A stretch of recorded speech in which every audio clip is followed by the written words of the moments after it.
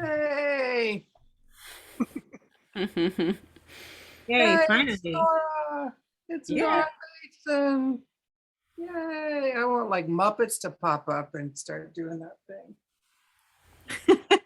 Sing a little Nora Bateson song for everybody. Oh, look, she has one Yeah, yeah, on hand. yeah.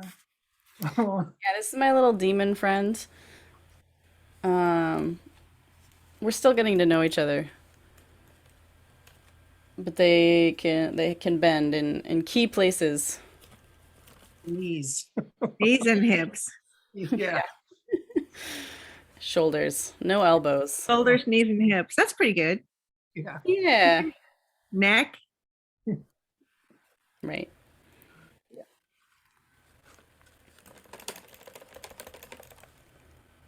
Yeah, bud. Nora, is it? Is it nighttime? It's nighttime where you are, right? It's like Sweden time? Yeah, it's always nighttime here. Oh, yeah, that's great. This time of year, it's nighttime. No, actually, it's getting much better. It's now 7:18 in the evening, so it's totally legitimate for it to be dark outside in January at 7:18 in the evening. Just before Christmas, in the dark part of the year, before the solstice, it was dark by, I mean, the sun was definitely setting by 2:30. Wow. And but I love that. I love it. And I hear people really complain about it. I mean, I'm from the West Coast. I'm a California sunshine person, but I'm a terrible sleeper.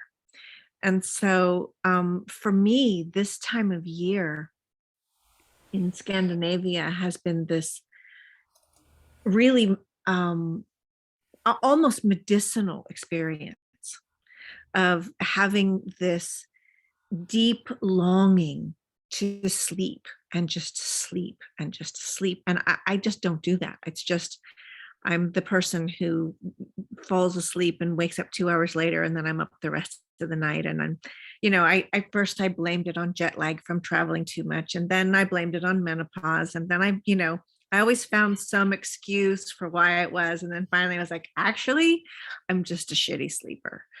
And I have made a little pact with myself a very long time ago that I would never take sleeping potions of any sort, just no sleeping potions, because it's like pooping, that's that autonomic system. You mustn't mess with that. It gets into these weird dependencies far too easily, and so I just thought, if there will always be a reason for me to have a sleeping potion, if I take it once, I will always want one. And so I will never do that. So moving to Scandinavia became this reacquaintance with sleep for me, in this really wonderful darkness that comes. And I learned about candles. And now, seriously, if you're from the West Coast, you might have some experience with the fear of fire. That certainly growing up in California, fire is it's a single cigarette out a window, or a match that wasn't completely out that got put in a garbage can, and then there's wildfires. And so I was so clumsy. I just had no physical understanding of how to be around open flames. And the first time, my husband is a musician, and he was doing this piece with a friend of his up in the north, actually in a town that's called Nora. Can you believe it? And I went to the church in the town called Nora, and they were doing this beautiful, beautiful piece. It was like this combination harmonica, jazz. It was beautiful. And along the hallway, which I don't spend a lot of time in churches. The pews at the top of every pew, there was an open flamed candle. Now you can imagine walking through this in winter with like tons of stuff on and hair and scarves and coats and like things. And there's fire everywhere. And I just, I realized I had no idea. And when someone started talking to me, I forgot and I leaned into the fire. And then my kids came and they had no fire awareness. So I learned about the light and the dark in that. And I was very clumsy with both of them at first.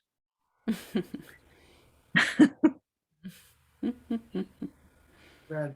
I'm curious, just as sort of like a overall inquiry, which doesn't need to be answered, which is like, I do wonder how that has maybe like informed your current body of work, you know, the Nora before and then the Nora after, and the work that you've sort of produced in the last few years, which is, I wasn't really aware of your work or really even your father's work.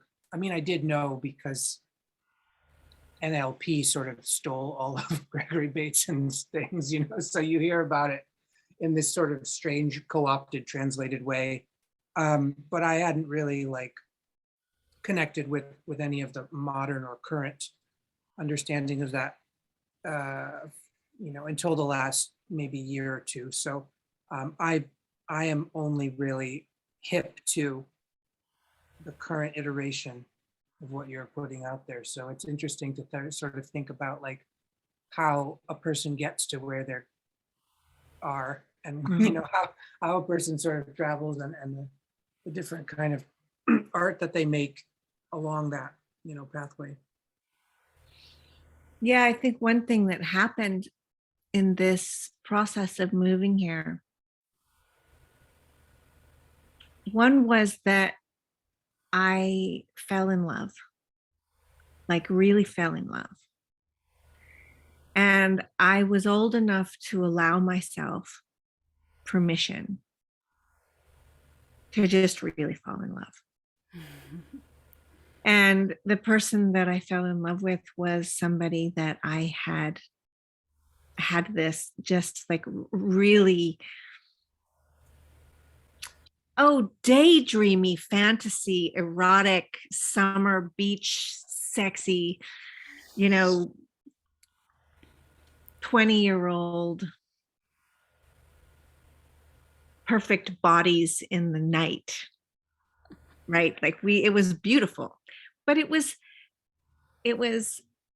far away. We lived our lives. We grew up. We did all the grown-up stuff with other people. We raised kids. We did it.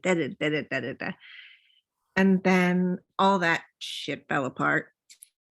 And then we found each other and we picked up where we left off. And it was, the first time I met him, he had a copy of Carlos Castaneda under his arm. And I thought, well, he's cute. And it looks like I could have a conversation with him. And we had this relationship that was about just conversations about the cosmos and what's happening and what's life. And he was a reader and I was a reader, and we were both explorers and artists. And so when we met in our late 40s, we picked up there. And I would wake up at 3 a.m. because I never was as good sleeper as I have already explained. And we would have these great conversations and just be together in this way that I forgot was possible. So that was there. And with this love thing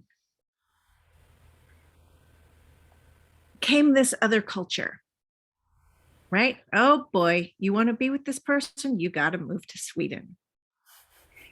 And I've lived in different cultures before. I've done a lot of traveling, and I've been an adventurous sort of spirit.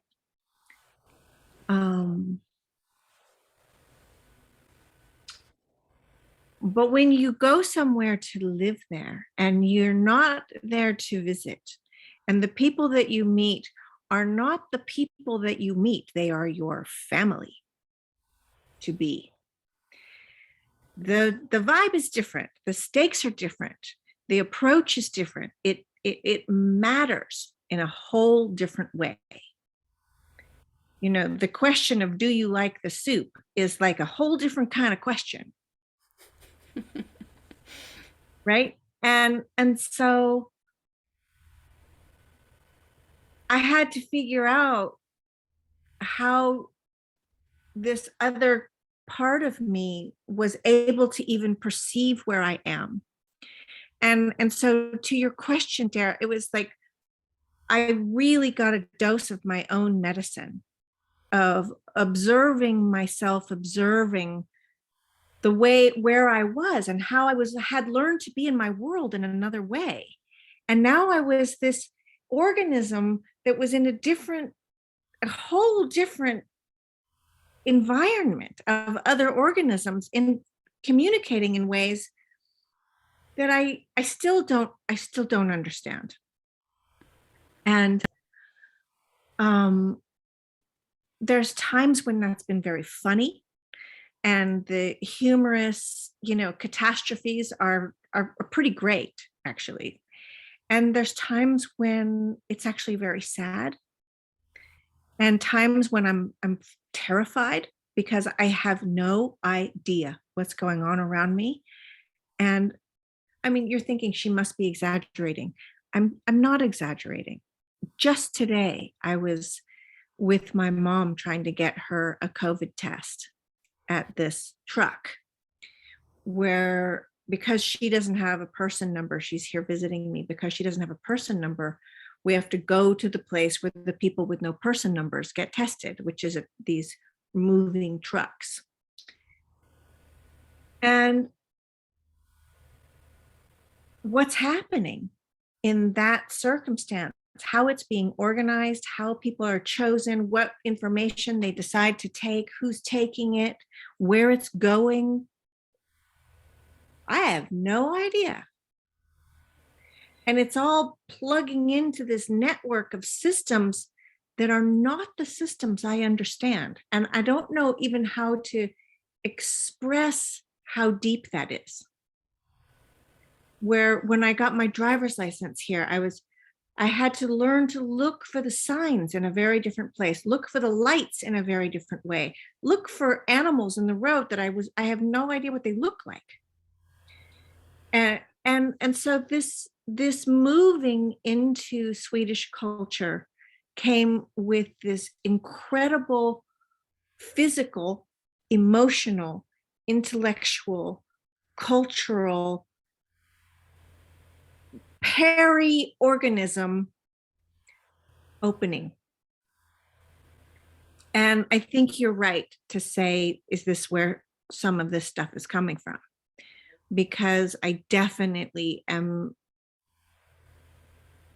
checking with some kind of internal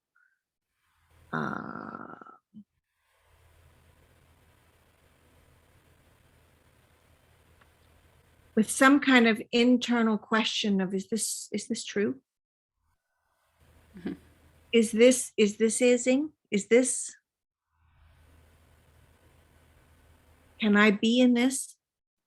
Is what I'm saying something I can live in? And that means a lot to me. Can I live in what I'm saying? And so having been in this, oh, and then menopause too. So there's another big, and then pandemic. So there's another, it's been a lot of systems change. Mm-hmm. So for me, this terminology of systems change is a stupid word at this point for something very profound and highly underestimated. Systems are not objects.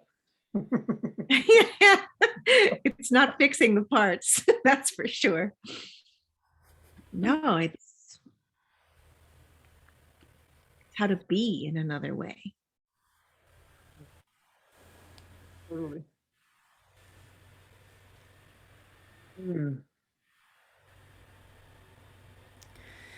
I'm thinking in particular about Aphanipoiesis, because that's one of the most recent beautiful words with that came with lots of other beautiful words in your most recent, or I don't know if it's your most recent, honestly, but the I know it came out a little while ago, and I'm thinking about the description of your experience coming to live in Sweden and your organism basically having like a massive input and prediction interpretation reboot, like uprooting and learning constantly. And for anybody that's moved, which is most humans, you can see this anytime you go into like if you move into a new apartment or a new space, all the things are in different places. The doorknob is a little bit different. The way that you move through the space, the where you put things, but then you can explode that by moving into a completely different culture where that's happening, but like on every single moment in every single way. And my mind is like what is playing with like the spirit of Aphanipoiesis and what your organism was doing or and is still doing in that process of like the tentacles or the tendrils of you as a sensing being, like going out and being like, what is there? And like I have a whole cachet of previous experiences that I'm trying to use, but I'm feeling there's a lot of like feeling in the dark or feeling in the in between. So I'm curious what comes up for you as I describe some of that, your work with Aphanipoiesis and an organism that is thrown into a completely different, very, very rich, very complex circumstance. Yeah. The idea with the Aphanipoiesis is that there is an unseen coalescing that's taking place.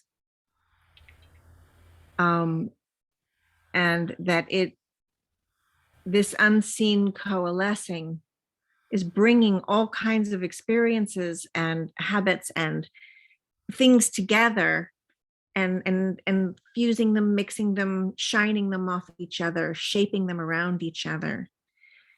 And it is in an unseen realm of perception. And it must be unseen because, and by unseen, I also mean unknown, unfelt, unsmelt, and it's a sort of a catch all for that. Because if something creeps into the realm of what is visible, perceivable, sensible, coherent, it is inside, it's fallen into the zone of the familiar, habituated ability to perceive it, to be in relationship with. And that is already formed and informed by the existing patterns and structures around it. Okay, so you get confirmation bias, you get all sorts of terms that describe this thing. But what I'm interested in is the coalescing. What's really interesting for me about Aphanipoiesis is the coalescing, the way in which experiences, happenings, sensings reflect and respond and shape and season and tone each other. And that happens in ways we must not know about, but they creep in. Sometimes those things become the realm of the insidious. All right, this is where racism lives. This is where all kinds of dangerous thinking that is produced lives. You can't make somebody love somebody or respect someone because it's not taking place from the neck up. There's all this coalescing that's taken place in ways that we can't find and get to and root out and replant. Um, For stuff so yeah, but it's also true for things that become possible to do in new ways that lead to more vitality. And so for me, I think, to your question of coming here, yes, I mean, every single thing, even when I try to make something that I have made 1,000 times, say I'm making butternut squash soup, and I've made butternut squash soup 1,000 times, but the butternut squash that I buy here, first of all, it's called a butternut pumpkin, which I take issue with that. And never mind.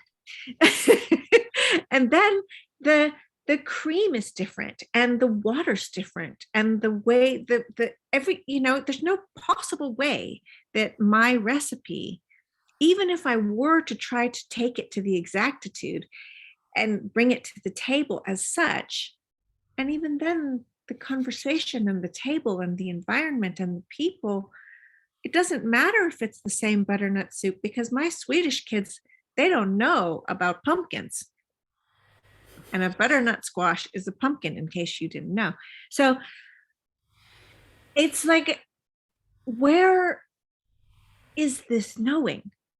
I'm in a constant laboratory of a phonipoetic process. And it's in the minutia, and then it's in the stuff that I think is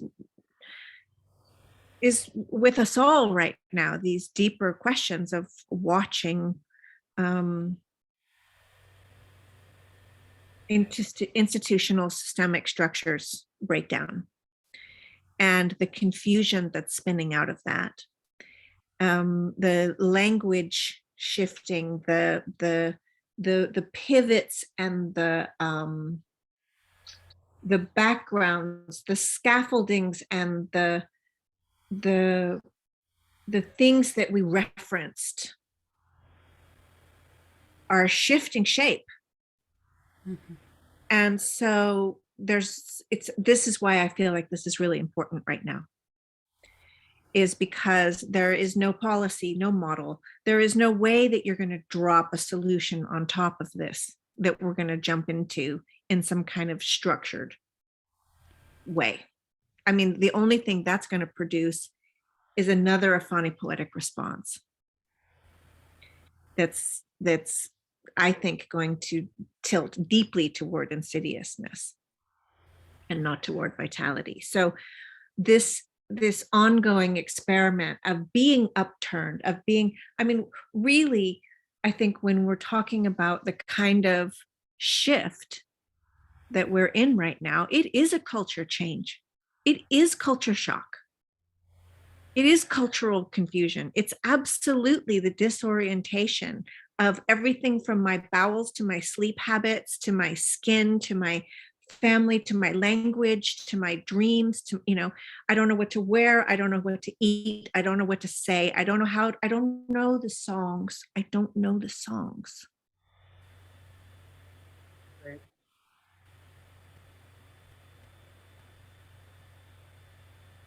I recently had another interview with someone who is facilitating some grief circles, and we talked about this kind of like, people are trying to fix what's broken, and they're trying to sort of like reclaim this song, right?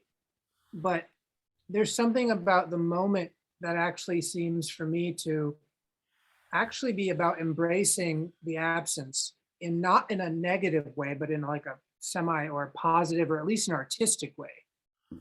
Or curious, at least. Yeah, curious, interesting, artistic. Like, these are words that get closer to something where it's like, if we invoke the spirit of confusion just as like a meta spirit, then we can react to that spirit in an aggressive or kind of like painful way, or we can kind of learn to be confused peacefully, curiously, and I do think that for most people, the associative narrative around confusion is one of, negativity, badness. This is not what we want. We don't want to ever be confused. But it's interesting because when you make any kind of art, you have to learn to embrace confusion because that's where all the surprises come from. Right? Like when you sit down to write a poem or practice music or practice art or whatever, you don't really know what's going to happen. Not really. And I just wonder a bit about like the culture and its sort of super, its need to be certain about everything. And then this other thing of which is like, you're saying, I'm really interested in this coalescing that is actually not, it's not only, it's like unperceivable. And sometimes I try to perceive it and then I kind of ruin the surprise or something. Like there's a real paradox here in sort of like the question of how to do it is kind of the wrong question, Yeah. And the wrong question really is, what are you going to get out of it? Yeah, sure. That's really the wrong question. I mean, let's talk about confusion for a minute, because when we were getting started, we were talking about allowing the conversation to be kind of outside of some scripts that are pretty worn, and outside of some meta messaging that's also going nowhere. I'll just leave it at that. And so what the danger there is that everything gets too incoherent and there's nothing to hold on to. And the flip side of that is the other danger, where it's all familiar and therefore there's no way to have anything new happen, and you're caught like a giant wristwatch in a mechanism of just repeating and perpetuating and repeating and perpetuating, and you get all new language and you get all new job titles and you start all new grant projects, and it's all going to be groovy and it's all going to save the world, and actually it's all the same thing it was before with slightly different packaging. New coat of paint. Exactly. And so the thing that's interesting is not what to do in the face of incoherence or confusion, because I don't have the slightest idea. That's the whole point. But where is it that I go in myself? Where is it that I go, and I'm using the word self loosely, because where's the edge of me? Am I my organisms? Am I in relationship constantly with my history, my kids, my husband, my whatever, all of the organisms that I'm in constant relationship with, and those that are in relationship, and those, right? So it goes, what do I perceive in that moment of confusion that I can respond to? And how can I shift the conditions to allow myself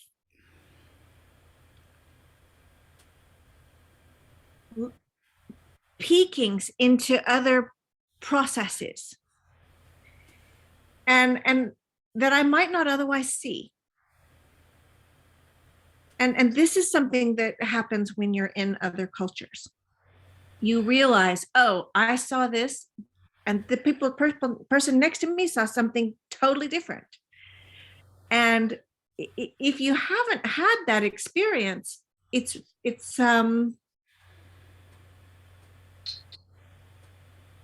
can be quite disorienting. And people have wars over those sorts of things. And finding humor in it, finding art in it, finding openings. I mean, really what we're talking about is that there is this fantastic, infinite realm of possibility sitting right in front of us, right on our laps, in our backpacks. It's in my hair. It's like there's possibility everywhere. It's just that I keep looking for it in existing structures that have already proven themselves not to produce possibility. So how do I allow that incoherence to be possibility instead of danger? The danger is in the perpetuation of the same. That's what's not safe. Something incoherent is going to at least pull some threads loose, even if it makes me angry or I feel ashamed by it or I'm lost in it. At least something's moving. There's movement. Yeah, in some of the best lineages and traditions that, in my opinion, there in some way is this practice of really taking advantage of that moment. Like you look for those moments specifically every day, and you relax inside of them as much as you can. You surrender inside of them as much as you can. Inside of being confused, inside of feeling like there is no ground, like there is no coherence. And I do it as much as I can. And the experience that I've had so far is just that like there's support no matter what inside of it. Like in the center of that, there's a presence that I think might be part of the spirit of Aphanipoiesis that you're talking about, that meets you. And it doesn't make anything better. It doesn't give you any answers. It doesn't suddenly create like a kind of heroic journey for you. But that's what's amazing about it, is like you don't need any of those things, and you're still able to be met by this presence, by unconditional love, by death, by whatever you want to call it. And I wanted to pull in something from your article specifically around this, because it's such a good, actually can't remember if it's a direct quote or not, but maybe I bet you'll recognize it if it is.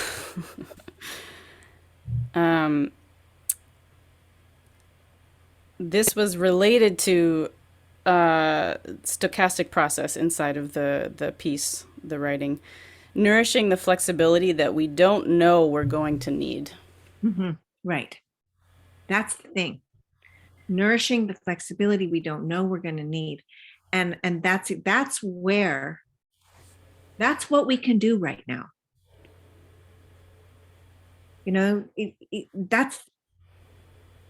That's the most, I don't know what else to say, except that's what we need to do right now. And if we know we're going to need it, we're probably wrong. That thing we thought we needed, I'm looking at a lot of the kind of, there's a lot that can go terribly wrong with hyperlocalism and homesteading. And part of that is movement. We're looking at a lot of movement and confusion in movement. And that's one of the things that I'm kind of thinking about in that moment, of how to nourish the flexibility we don't even know we're going to need yet. And there have been times in my life when people, especially my dad, did that for me. And it's like a second order process, right? He's not teaching me how to do something. He's giving me a coalescing space, the conditions to coalesce, to give me something that I can then draw from in a completely different context. And that type of nourishment, it's like this: you don't eat the compost. Okay?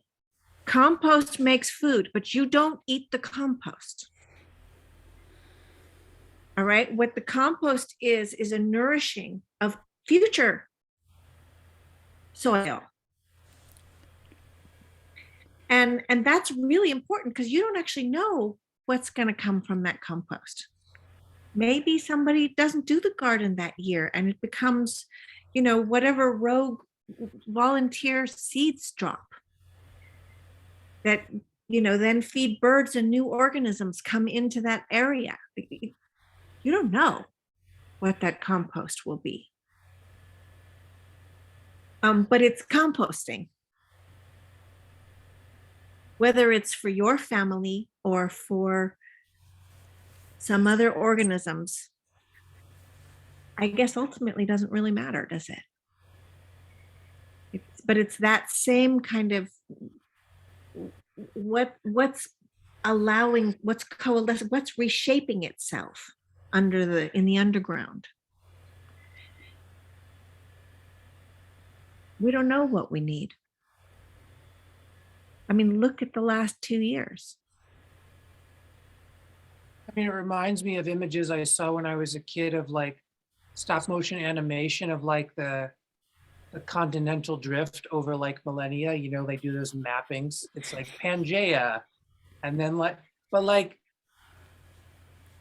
regardless of whatever they were trying to teach me, it's that the model of like, all these things moving at the same time in ways that I can't understand are producing the reality I live in now, right? Like this clouds and these weather patterns and this typhoon and this earthquake and this volcano and this, right? Like billions of patternings and weather patterns and locust swarms and whatever are happening, like a shifting, octopus, right? It's just like, you can't track a single factor, right? You just like multiple cofactors shifting. And then that produces something we now call a continent, but that process is still happening, right? like this stop motion thing is not stopped. It's like continually like, and I just, that to me is both frightening, but terrifying in a kind of exciting way, because it's like the playing field is its own player in the game, right? It's like if we were playing football, but the ground is like also playing, and like, whoa, that's like very meta, you're like, whoa, some kind of like future Olympics where like the actual field itself changes. It's like, that's really what's happening, like that's life itself.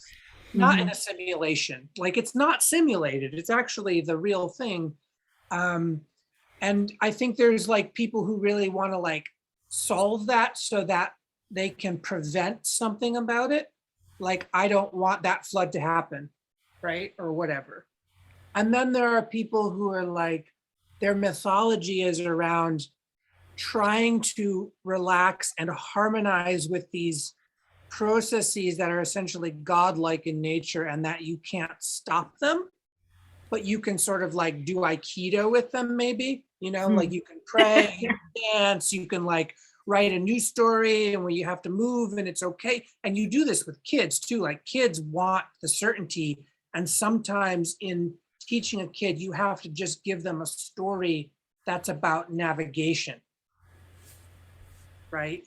Like you have to give them a meta story that is not about defeating the dragon, but is about something else in the ecosystem that's moving, so that they can, do this Aikido kind of thing with the circumstance that they don't like, or that they're having a reaction to.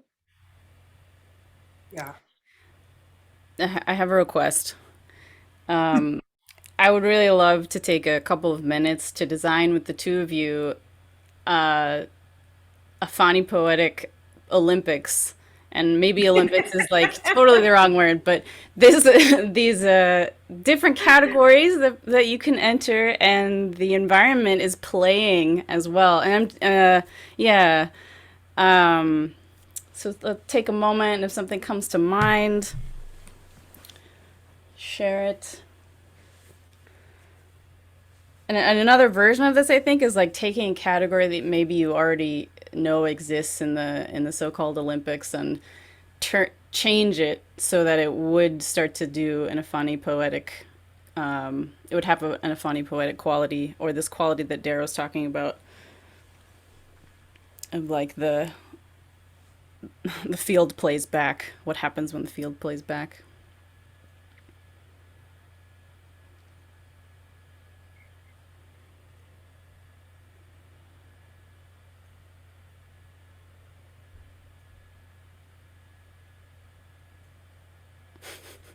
I mean, it would be just amazing to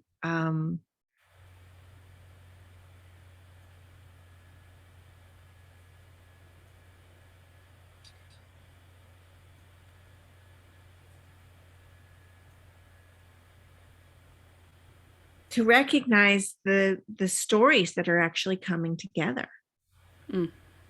And that's something that is not really, I mean, they try to make sort of the touchy-feely side of it and then get to the race, right? Or get to the ski jumps, or, you know, there's the story of this person's injury or this person's life tragedy and how they got here. But it would be really great to have the grandma room and have the grandmas telling stories about their childhood, or, you know, that to recognize that each one of these participants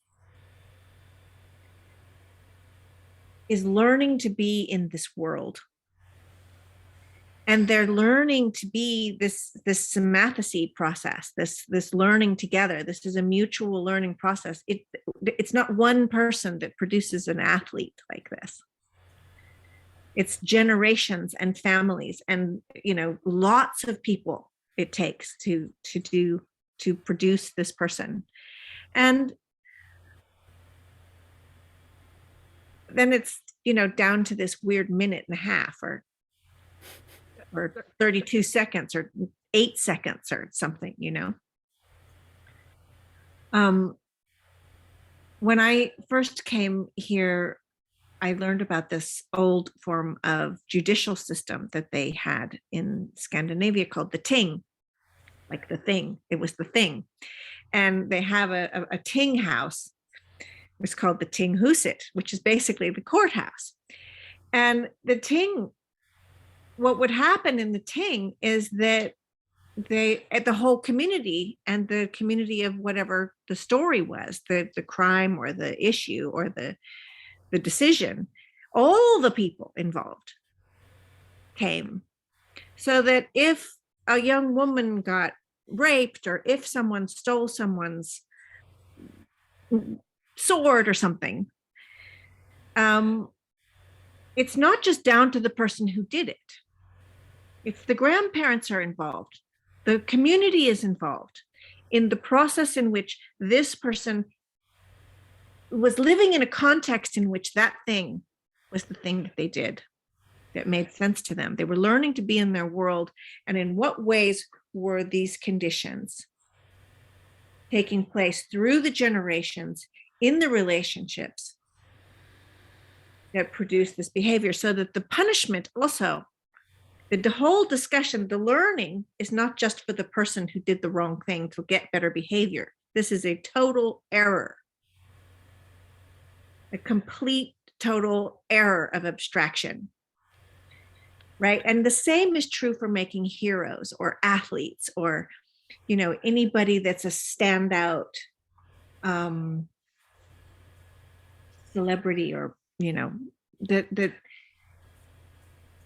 what's really interesting is, what is the ecology in which this organism is living this way, And to be a super specified athlete is a very unique set of learnings to be in the world. And some of it is in the body, and some of it is in the parents, and some of it is in the culture and the television and the media and the economy and the, right? There's all kinds of military involvement. There's all sorts of pharmaceuticals and technologies, and it's a completely transcontextual process going on here. And so I think that could be interesting as an Aphanipoietic sort of what's coalescing here. What shapes, or like who shapes who? It's like, because in the model that we're using mostly in the West is a model of individuals at the kind of arbitrary center of an ecology of cofactors that turn into objects, and there's only one subject, right? Like, this is how we talk about narratives, right? It's like the main character and the supporting cast, right? We always do that thing. And when you gave the prompt about like the Olympics, I was just picturing, or what came up to me was like, what if hide and seek was an Olympic sport? And then to go even further, it's like, what if, like hide and seek, but you don't really even know what you're seeking, which is what life is. It's like, I there's love a that. forest. There's a forest and it's growing, and it's not just you as the main, like, hide and seek is like, I'm the player and I enter this game, and that's that narrative, right? I'm the player entering the game. The game is a forest. I'm the seeker. There is something hidden that I have to find. But the reality is that like, the moment that seeker enters the forest, even if they hold on to the idea that they're the main character in the story, everyone watching has a choice to understand that that's only one entry point.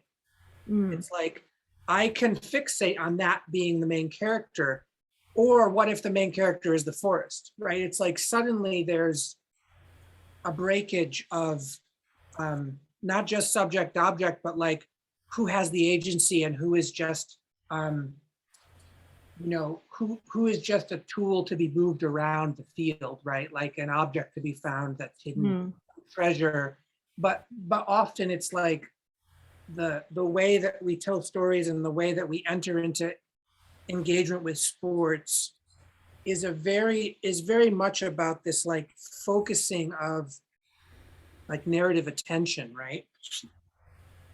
And I think that, what Aphanipoiesis and a lot of this is about, like the diffusion of narrative attention, or the decentralization, or the distribution of the way that we bond to the familiar. And then we're like, okay, that's the yellow brick road. I'm going on the yellow brick road, right? It's like, play that game. Yeah. I'm curious because I want to ask a little more about the pragmatics of this, which is like, how do you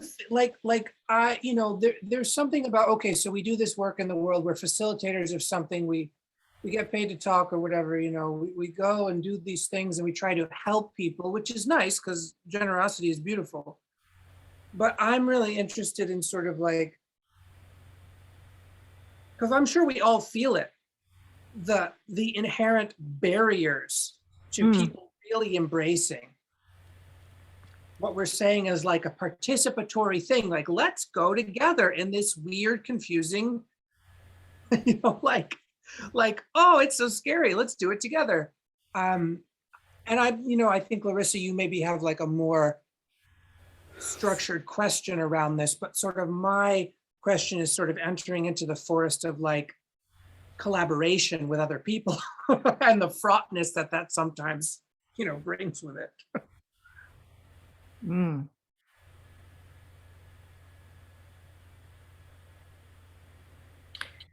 Yeah, I mean, I think we're in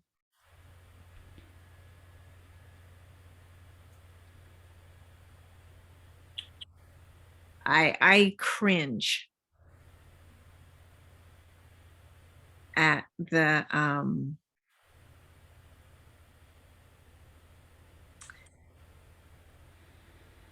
especially when I hear it come out in terms of like, we have to create a mind shift of all these other people.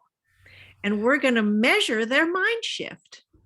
Because we know we've got the coda that says what the grooviest mind shift is, and we know. So we're going to be the ones who are going to judge your enlightenment process. I'm deeply troubled by that, because everything weird and wild and interesting and evolutionary and alive and in movement and in this realm of possibility is gonna look weird. It's not gonna be on the goddamn menu. It's not on the map. We didn't think of it. That's why it's possible. That's why it's a good idea. So it's like we're in a tautology. And the map is explaining why the map is needed. And we need the map because the map says right on the map that you need the map. And so what are you supposed to do when the map says you need the map? The map has been proven, but it was proved by using a map. And so there's a lot of, meanwhile, the forest is in the game. Yeah. Meanwhile, the whole of the other organisms that we are in relationship with don't care about the map, can't read the map. The map is just another piece of art. And I think that the practicality of how this, I get the heebie-jeebies sometimes talking about collaboration, because I feel like the word collaboration has been saccharined, and it's been kind of hijacked into an idea of, again, a kind of optimized, industrialized idea, right? A factory is collaboration extraordinaire. Each person does their part and it makes a product. Bingo, collaboration. But no, what if all the pieces are alive and moving, including the whole factory? Then what? Right? This is that great thing in Through the Looking Glass, where Alice is playing croquet, and her croquet mouse is a flamingo, and the balls are hedgehogs, and the wickets are these little soldiers, and all the pieces are alive and doing what the hell they want. And she's like, yeah, but what do you mean? How am I supposed to play this game? And there's your, where the world is alive and moving, and we've got this super structured game we're trying to to scale. We're going to put the game on to scale. And but that wasn't your question. Your question was, how does this happen? And the only honest thing that I can say there is, I don't know. And I've tried really hard to maintain that position of, I do not know. I'm just continuing. And I'm with my work, I'm just letting it open where it opens. And my one, I think, real concern is that, especially with the warm data stuff, that it's going to get trivialized into some, prêt-à-porter process that you can just drop down in conferences and workshops. And that would be, for me, that would just be a tragedy, because it's a living art form. Really, it's an art form. And the whole invitation to play and to allow that coalescing to shift is actually deeply healing. It's an incredible process. And it's different every time. For me, I learn something every time. It's different in every circumstance. And so the last thing I would want it to be is a thing.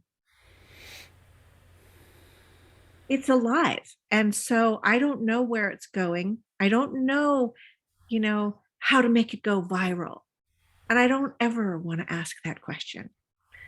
I just want to let it be and let it go as it goes and move as it moves and try to stay out of the jaws of the thingers that make everything a thing. I'd like to hold up like some of what I know Dare and I do in our work and some of what I know about how you do your work. Um, both of what we do is trying to create these conditions where there's a lot of following. There's a lot of following, and there's a lot of non-habitual ways of sensing and listening in order to then play inside of something that like starts to come out as a result of that exquisite attention. And in animist arts, the emphasis for us is on creative expression. So just making sound, just moving, doodling, drawing, making poetry.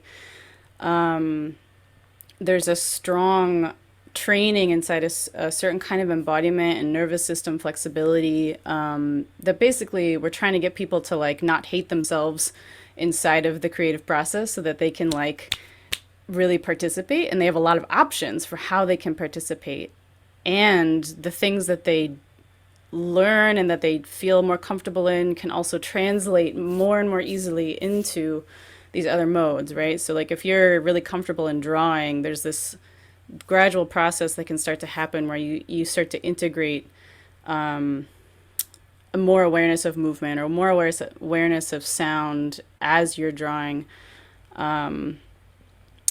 And then, so that's like some of the training that we bring people through, but then in one-on-one sessions and in situations where people are, maybe they're looking at something really challenging in their life. And a lot of what we do is partner with all these other supports and allies that might be the land, that might be ancestors, that might be guides, that might be just energy itself or the elements or a creative process. And you have to just keep like letting go of what you think should be happening and continue to show up with that kind of like strong, flexible, possible improvisation and participation. Mm-hmm. Right. And in the work that I know that you do, and Dare and I went through your warm data host training last year, you seem to be situated a lot in conversation, the verbal dialogue, and of course there's a lot of other things besides that happening, but seems to be a similar goal where you're using conversation or you're using language to kind of like, I mean, in some ways it almost felt like an anchor, like both an anchor and a way to like start breaking through, because conversation was the main way that we were getting trained and the main way that we were interacting, but the frames and the messaging and the stories had a lot of rich environments that came with them that were a lot more about this kind of sensing and being aware of what was not being said, being aware of the patterning that's coming through the messages, that kind of thing.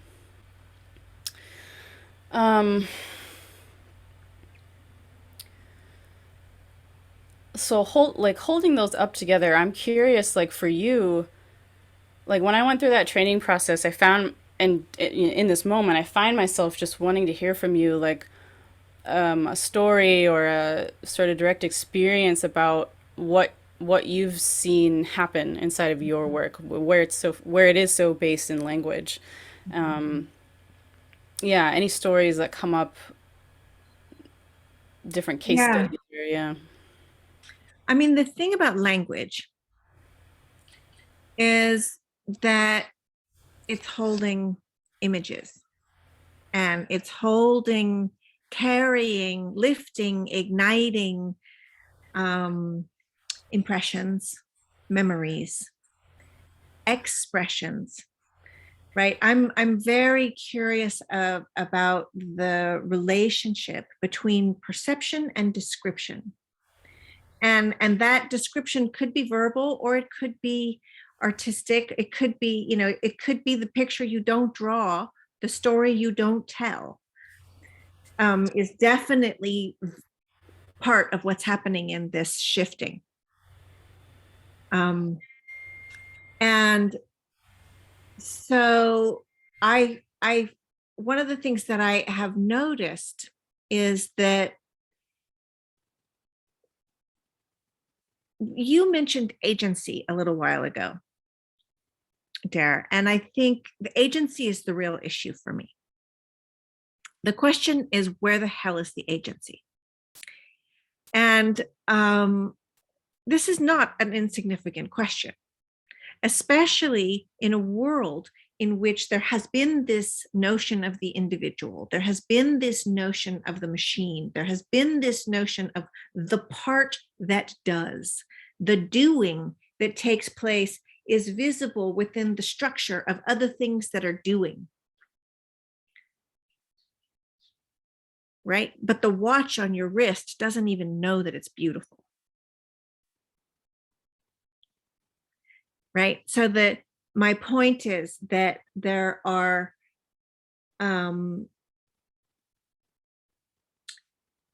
ways in which language is both the trap, and in the way that I'm playing with it in the warm data space, it's providing a loose, it's totally out of control moire that's taking place, of one patterning overlapping into another and another. And through these patterns, things don't mean what they used to mean.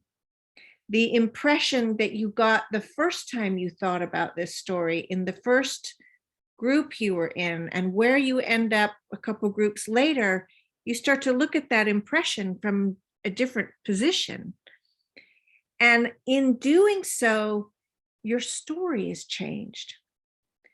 And so there is this possibility for things that you didn't know were changing, for that unseen coalescence to start to take place, because the memories that connect to memories that connect to feelings that aren't really, they're not in the word space, right? We're using words, but we're not actually in the word space.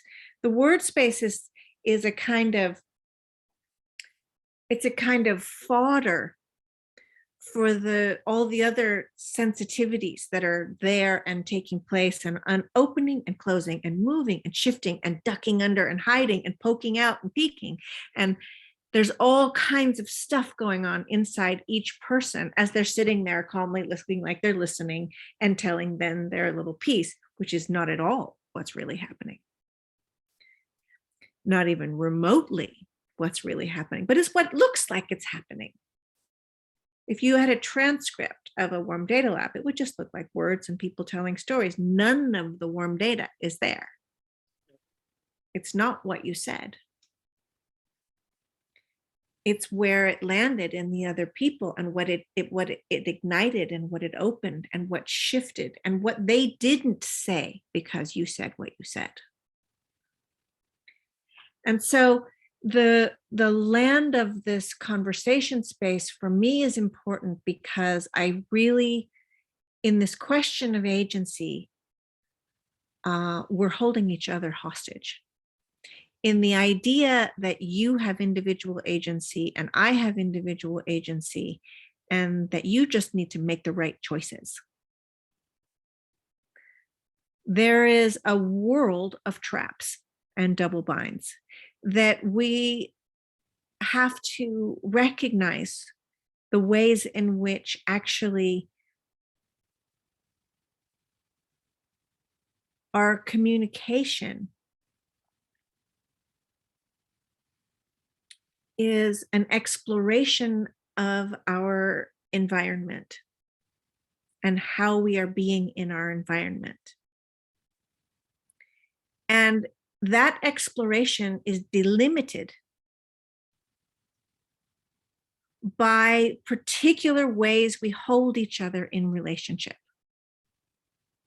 So if we're talking about some kind of shifting, for me, the agency is not in what I do or what you do or the choices I make or the choices you make or what I said or what you said. It's in what it was possible to say. Going back to the ting, right? What was it possible for that person to do? Well, what it was possible for them to do looked like the option of stealing the sword. Okay, so is the crime stealing the sword? Was that a bad choice? Or was that what was in the realm of possibility in the communication? So for me, the agency that we're talking about is totally diffused. It isn't even in how or what we communicate. It's in what was possible to communicate. And I don't have that, and neither do you. But what we do have when we're in communication is the possibility world, this entire vast ocean of possibility, of things we didn't know it was possible to have in our communication play.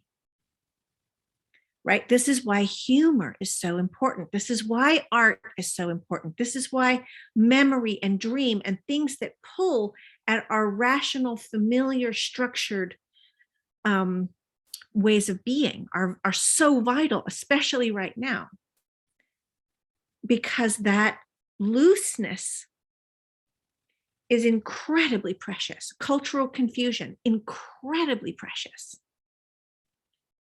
It's the old, I mean, otherwise we just keep doing the same thing. So the conversation is, it might seem like it's just words, but the real thing I think happens after the warm data work. It happens when you're having lunch. It happens when you're cleaning the floor. It happens when you're in the shower. It happens when you're raising kids. It happens when you meet someone on the street and you look at them differently. It happens when you are actually in your world perceiving things as being this larger coalescing of processes and not just the thing itself. It's not just an athlete. This is not just a virus. It's not just a, right? This is not just a this. It's so much more. And with the conversation is an opening of that space that happens in a lot of other ways too. It's just, it's hard to get access to the real transcontextual process. So I've been in a lot of other kinds of processes, but what happened was they kept leaning into what was already there instead of mixing the edges all up and allowing people to see their own responses from another direction, so that they're observing their own observing process and recognizing it's discontinuous, it's asynchronous. And that's important, because that's not insanity, that's sanity, that's hope, that's possibility, that's learning. That's what that is. That's learning. A lot of me and Larissa's training, not completely, but a lot of it, like both of us were in the performing arts worlds, the theater world. And it's interesting because some of the most profound perspectival shifting that you're talking about, and not just perspective by yourself, but community. So like multiple actors or players on a stage engaging in a kind of task that is on some level arbitrary, on some level it's kind of like a Zen koan, right? On some level it's very interpretive. You're like, how do I interpret this instruction, right? Right. And not only that, but there's a repetitive aspect to doing the so-called same game multiple times. so that each time you play the game or the round, you have the opportunity to change how you played it. So on some level, you get this shift of like, well, in this scene, I'm going to play it angry and bitter. And in this scene, I'm going to play it loose and drunk, right? Like you have the ability to do the same thing multiple angles. And that is the meta game of the theater. And I think that for a lot of people, the performing arts is sort of this, again, this blinders, you do this to become famous, to do this thing that people like, and then you get the money and the fame and the adoration. But it's actually, for me, it's in the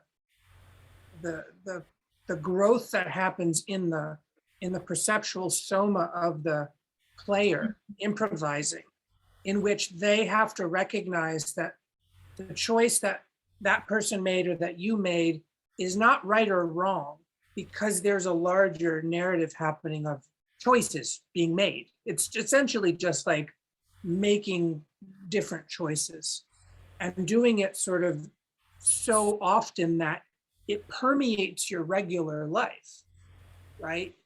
Because if you play these kinds of games or do warm data conversations, or, in animist arts, we have people just do these like 5-minute exercises, and just do a lot of them. Right. Because the hope is if you do that enough times, then when you're stressed out in the grocery store, suddenly you have all these new menu options.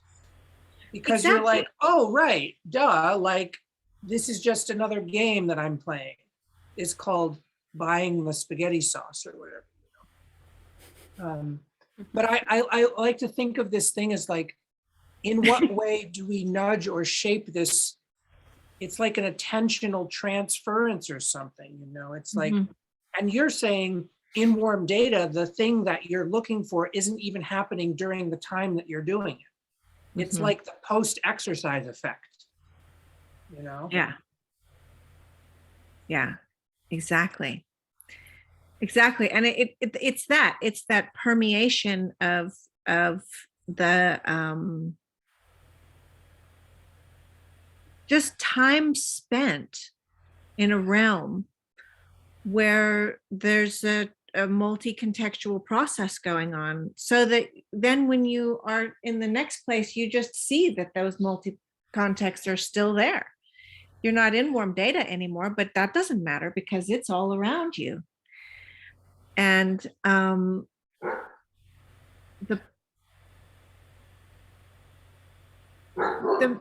thing is recognizing that there's just been so much training to identify, I keep talking about the things, but we were joking about your microphone, saying it is what it is. And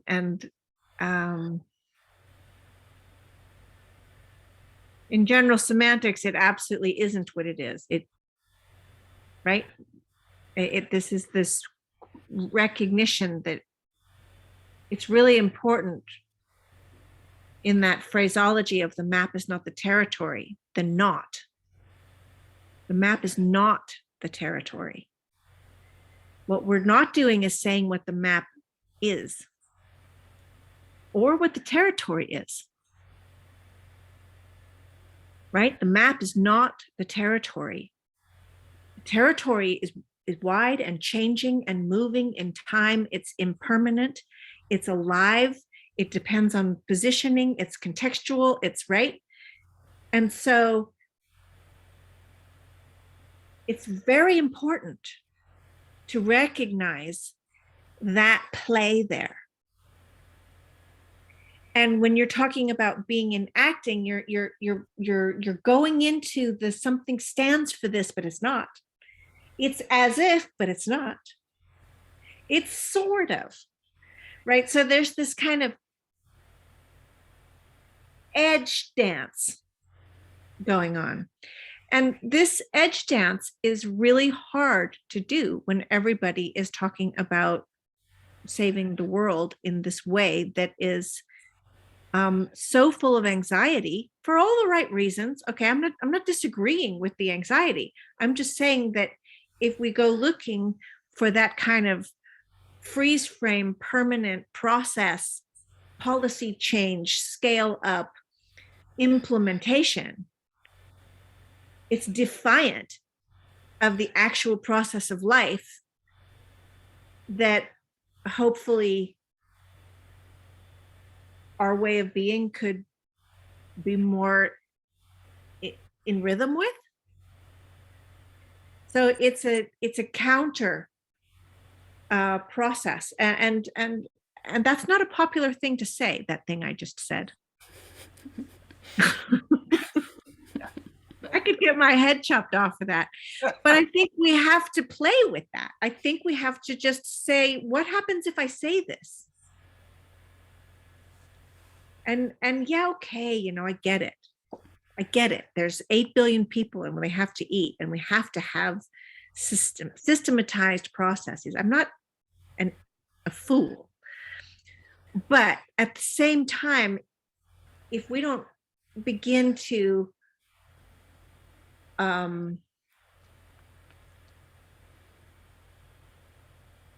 think this is where I find myself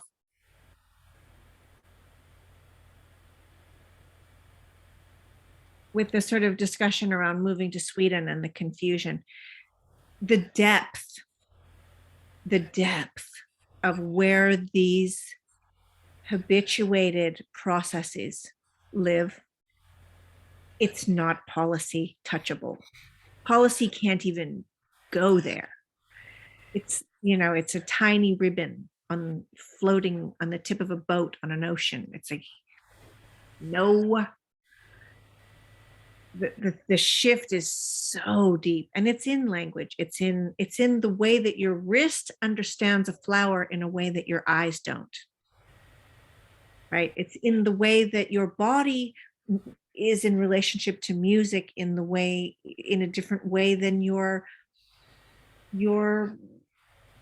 it is for your friend, or in the way that it was for you yesterday. It's in the way that knowing something now changes the way you knew something before. It's in the way that, you know, listening to the way Dare listens to music changes the way I listen to music. Watching a movie with someone, you see it totally different than if you see it alone. So we're entrapping each other. And how do we be conduits of nourishment of this flexibility that we don't even know we need for each other? That's really what I want to work on.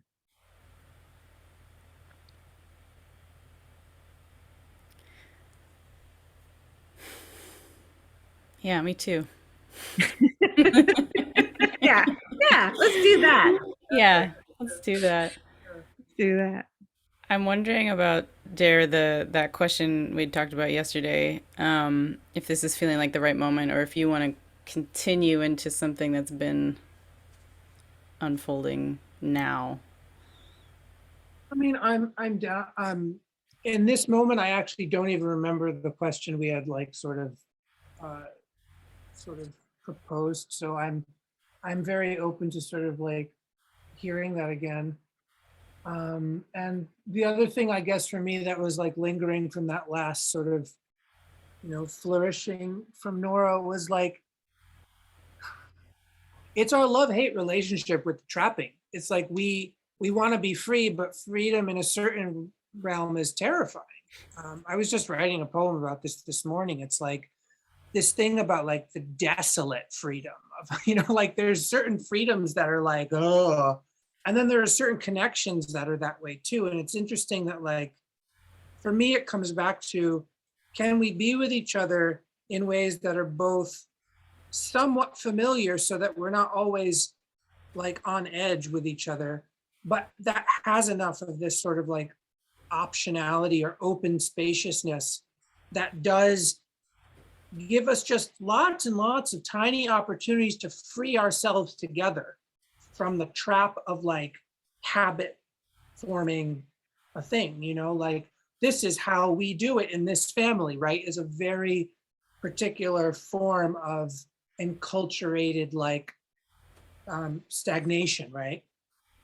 And then of course a child is born that says no, and then you have every drama in the world because that's what happens. But it's interesting in this current iteration of like pandemic, everyone's on Zoom, lots of competing worldviews, and the competition is like fierce and personalized, you know.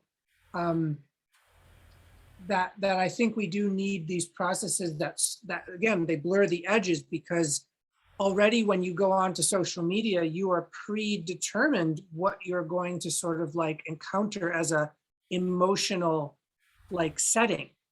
You know, it's like, oh, I didn't, you know, like, you know, it's like when you enter into the game is predetermined. And I think the problem is just that it's like, there's lots of people playing predetermined games and they're all competing with each other as to which game we're supposed to be playing.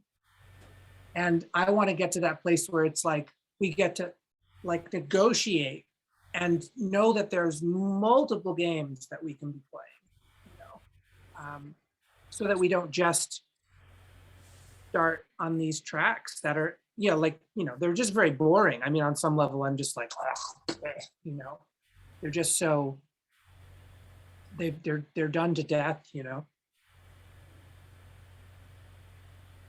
Anyway, that's my crap about that. But what is the question that you wanted to ask, or that we wanted to ask? Well, it's some version of it's like an imagination game. So the original question is, Nora, if you were not worried about Western consciousness, like you weren't having to deal with the habits of Western consciousness, how would you design a class, a party, an event, a something?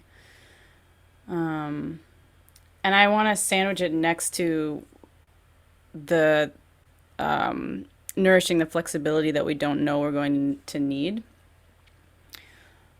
because that's just so great. I want to keep doing that. But yeah, do you feel down with that imagination game? Yeah, I mean, for me, of course it completely is dependent on like who's coming and where I am and what's happening. So I would absolutely want to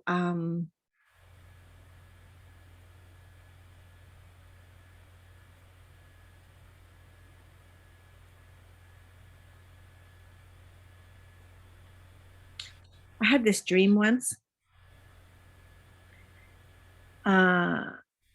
And one of my childhood mentors was a woman who did a lot of incredible dance work. Her name's Gabrielle Roth, and you probably know of her work. And I met Gabrielle when I was about 4. And I used to go to her workshops when I was a little kid with all of the grown-ups, you know, and they would be doing the 5 rhythms, and it wasn't a franchised thing then. And Gabrielle was young, and I just thought she was so beautiful, and she was so real in a world of a whole lot of grown-ups that were so full of shit.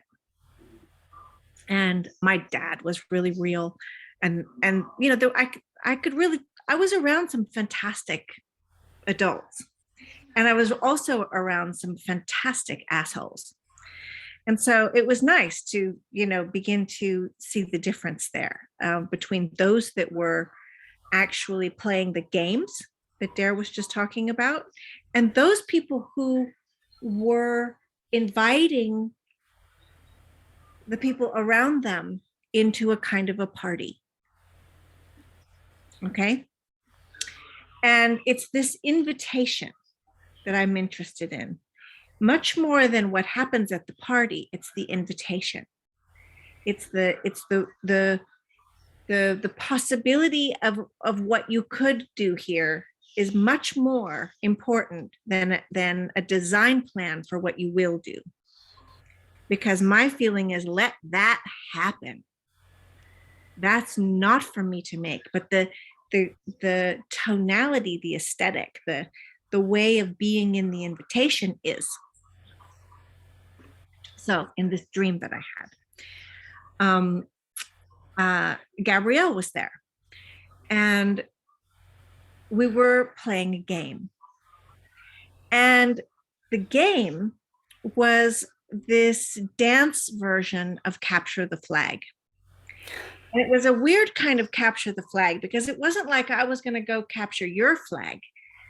The idea of the game was to kind of see if there was a way in gesture to express an essence that I wanted to share with you.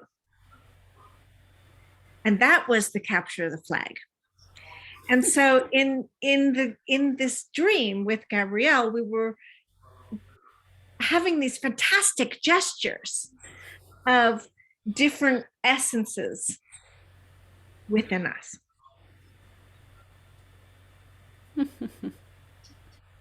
Anyway, that comes to mind. Yeah. Yeah. If I had a little director's thing, I would like smack the board and be like, Clack, yeah. Yeah.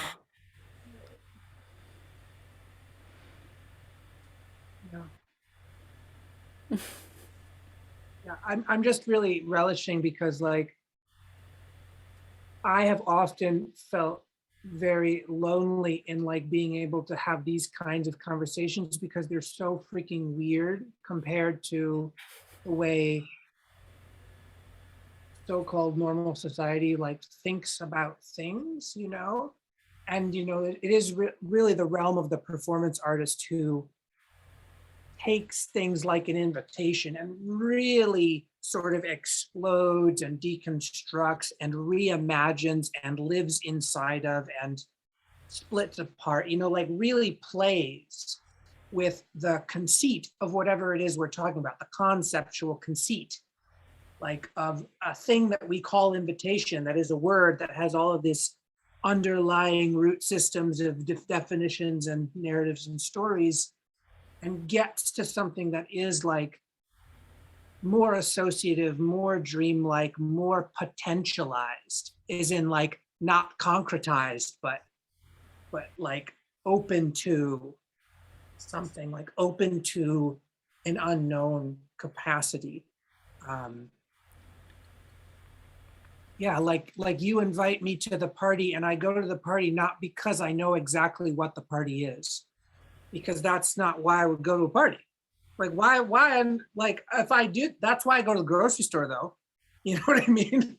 Like that's why I go to the grocery store, because I'm like, I go to the same one because I don't have to spend the time. I'm like, that's the cereal aisle, and that's so it's like efficient in a way, but there's places in life where efficiency is not even desirable, you know, like where it's dangerous. Or it's dangerous, right? That's the other Yeah. thing. It's not desirable, or it's that insidious nature of efficiency that is oppression or something, you know, which is what we're dealing with a lot. It's lockstep, epistemological lockstep, and that's the issue. Yeah. So you want an invitation to the party, and the people who have the best parties, there's a tone, and you know, you vibe with the tone, you resonate with the tone, but beyond that, nothing else. And the thing is, it just happens.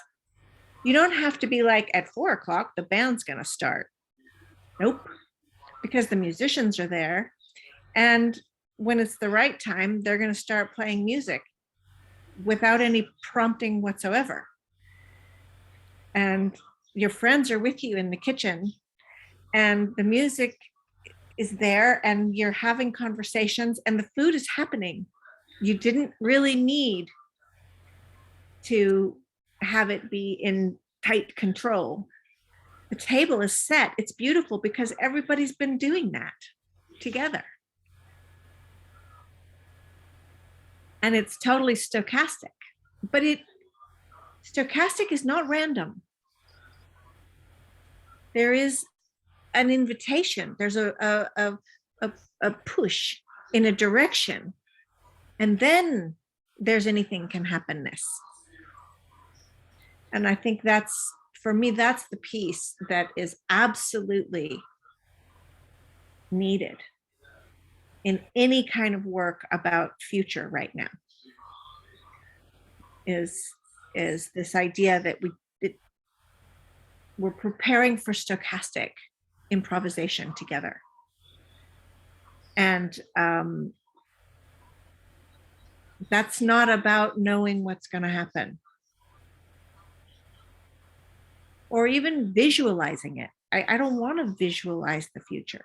I don't even want to think about that. It's completely not useful. I don't want dystopia, utopia. You can take them both topia. I don't want either of those. I want a no-topia. Opatopia. Yeah, I think we're going to find our own way, and it's not going to be anything like anybody imagined.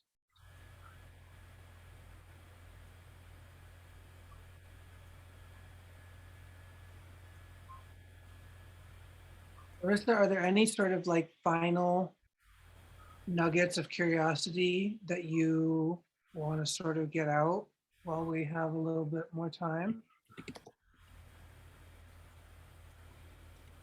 I'm really in the party that's happening, and the different kinds of invitations, the different kinds of like tones and field creation that you put into these different things, whether that's in the dream or whether that's in just in this conversation, or whether that's in the ways that we think about how we hold the containers that we create for people. For a long time, I really really wanted to lean much harder into a kind of clowning, like bring people in an invitational way that's just keeps people just off center enough that they can't like force me into any particular shape, and they can't force what's happening into any particular shape that creates that habitual, like, kind of cyclical process. And we haven't really done that yet, but I'm really interested in doing that still. Yeah, the invitation, the quality of the invitation. Mm-hmm.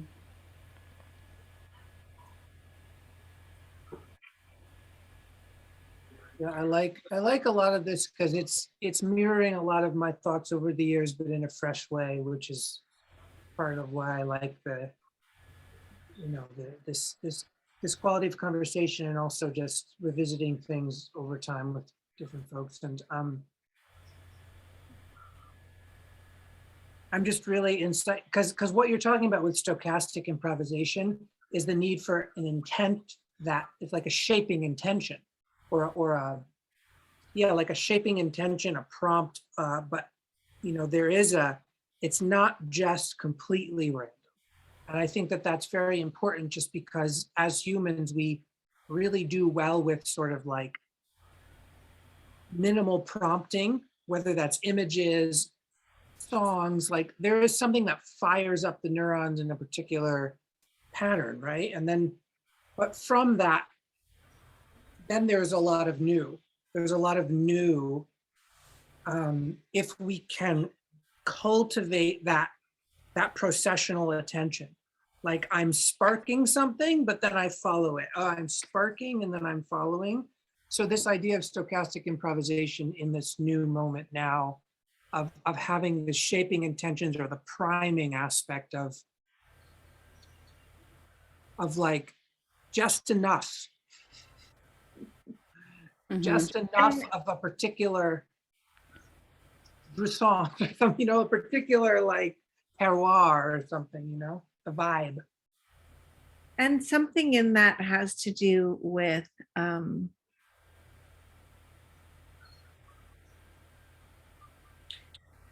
recognizing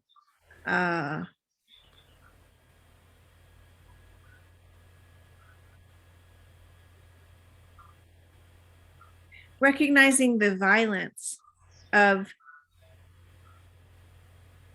seeding division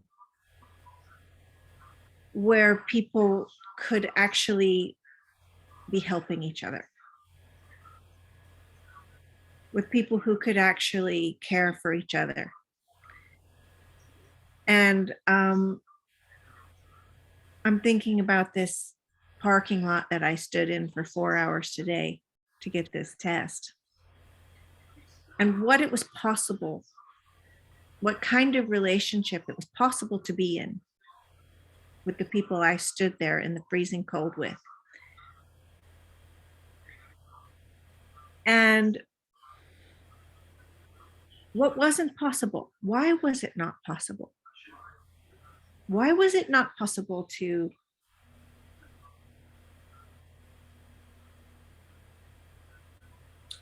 open up the cars that were closest to the parking lot to allow the people who couldn't stand there to sit somewhere? Why was it not possible to pass information around in another way? Why was it not possible for someone to just go into the building right there and get some warm drinks? Why was it not possible for there to be communication to get these people who are in the bus more medical help so that they could do, like, where was that possibility? Where was it?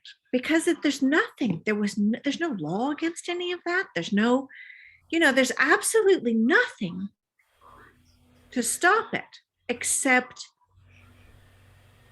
this kind of cold structure and deference to the cold structure.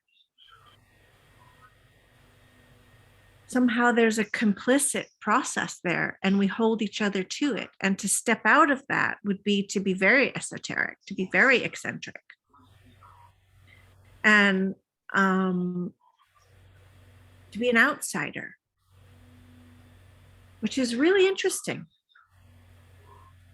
So for me, part of that stochastic improvisation looks like being in those moments and allowing the communication to shift. That's not my communication. It's not your communication. It's what's in the whole parking lot of 200 people. And allowing there to be more flexibility there without negating or breaking or defying or, this is wrong and no, this isn't enough and where are they and whose fault is it? Like, that's unnecessary and unuseful and unfun. That's not the party I want to go to. But what's the invitation? Right. And how does that happen? Because it's time. It's time. Yeah, there's like the invitation that brings about like a natural mutation in the already existing metastructure of the parking lot. It's like there's already something happening. It's not like a dead space. There's already a kind of set of rules and narratives and vibe. And then it's like, how do we coax this kind of natural mutational process so that it's like that parking lot zone A still exists, but then it starts to sprout parking lot zone B like right on top of itself. And then then they're like, and that's I know that is like a magic question. It's like, what are the actions, questions, communicational leverage points that all of us can start to play with in all the contexts we're in that just start to allow what is to become what it might be. right? Because that's the other thing. It's like, I don't know what parking lot B is going to be, but I do know there's a possibility that parking lot A can mutate into parking lot B. Like, that's really where like, if I have any agency, it's in the ability to know that parking lot B is possible.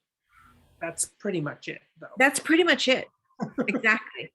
And the thing that's so interesting is that we're already off script. We're 200 people standing in a parking lot at 7:00 in the morning for a COVID test. Like this, we are off the script. We have already left the building, right? So at this point, like, what are we holding on to? And maybe because it's already so weird, we're like, what are we supposed to do? But in those moments in particular, there could be openings.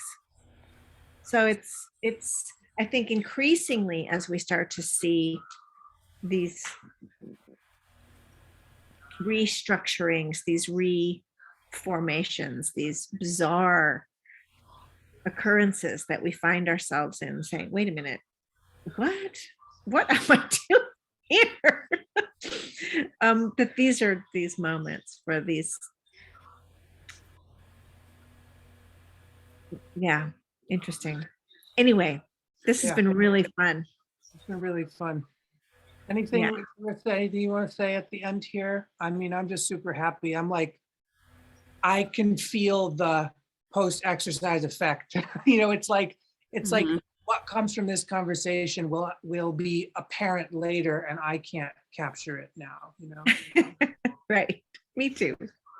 Yeah, the felt sense reporting, because I always like to do that at the end of things, is like the top of my head is very tingly, and very like cool and melty, and like it's like I'm sniffing more layers of reality than I was before the conversation started, which is always a good sign.